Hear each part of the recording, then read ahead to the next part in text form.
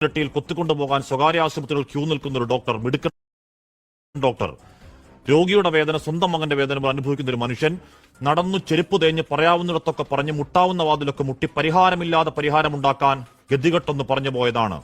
ആ വികാരത്തിനൊപ്പം ഈ നാട് നിൽക്കുന്നു എന്ന തിരിച്ചറിവിൽ തള്ളിപ്പറയുന്നില്ലെന്ന വ്യാജേന ആത്മാർത്ഥതയില്ലാത്തൊരു തള്ളങ്ങ് തള്ളിയതാണ് സിസ്റ്റം തകരാറെന്ന ആരോഗ്യമന്ത്രി.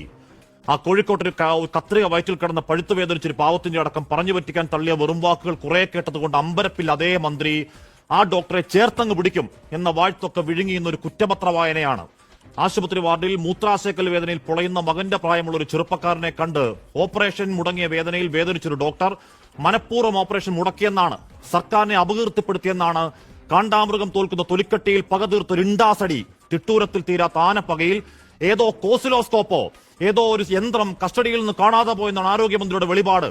ആ ജോലിക്കാലത്ത് ഒരിക്കൽ പോലും രോഗിയെ പിഴിഞ്ഞ് കൈക്കൂലിക്കറിയില്ലാത്തൊരു മനുഷ്യന്റെ ഇന്റഗ്രിറ്റി തകർക്കാനാണ്, യന്ത്രം കെട്ടവനെന്ന കള്ളപ്പേര് ചാർത്താനാണ്, കള്ളക്കേസെടുക്കാനാണ് ഗൂഢനീക്കം. അസ്ഥാനത്ത് വീണ ജോർജ് പറഞ്ഞ മോഷണക്കഥ കള്ളമാണെന്ന് പറയാതെ പറയലാണ് ഡോക്ടർ. സംവിധാനത്തിന്റെ കഴിവുകേട് പറഞ്ഞവന് കഴിമരം തീർക്കലാണെന്ന് മനസ്സിലാക്കാൻ കവടി നിർത്തണോ, പാഴൂർ പടിക്ക് പോകണോ?